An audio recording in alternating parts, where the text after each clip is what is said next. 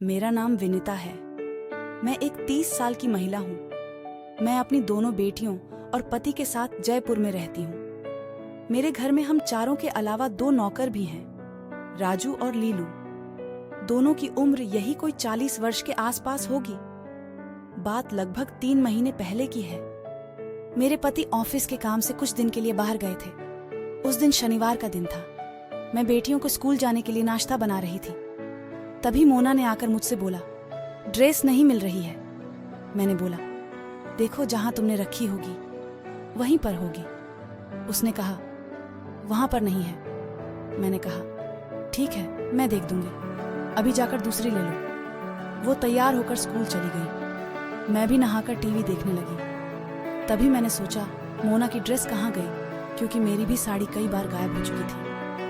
मैं उसी वक्त बाहर लॉन में सर्वेंट क्वार्टर के पास आ गई।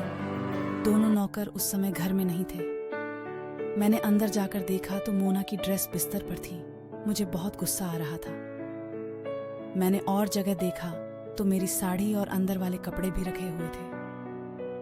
मुझे यकीन ही नहीं हो रहा था। मैं ये सब सोच ही रही थी कि उतने में राजू आ गया। मैंने उससे डपट कर पूछा, क्या है ये सब?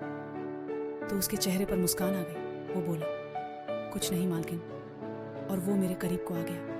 मैंने उसे दूर रहने को कहा तो बोला, आज कर लेने दो। इतने में लीलू भी आ गया। उन दोनों को देखकर मैं समझ गई कि आज तो मेरा बच पाना मुश्किल है। राजू ने मुझे पकड़ाते हुए बोला, मालकिन, हम दोनों ने तुम्हें याद कर करके रोज हिलासन करते हैं। उसकी बात सुनकर लीलू भी हंसने लगा। मुझे कुछ समझ में ही नहीं आ रहा था। मैं समझ गई कि आज तो मेरी कार्रवाई होकर ही रहेगी। राजू मुझे खोपचे में लेने लगा। मैं जरा असहज होने लगी, लेकिन मैंने भी मजा लेने का मन बना लिया। तभी लीलू ने कमरे का दरवाजा बंद कर दिया। मैंने भी बिना लड़े आत्मसमर्पण कर दिया। दोनों ने बारी बारी मेरी बांसुरी बजानी शुरू कर दी। मेरे मुंह से निकलने वाली मधुर किलकारियां उनके कबाड़ से कमरे गूंजने लगी।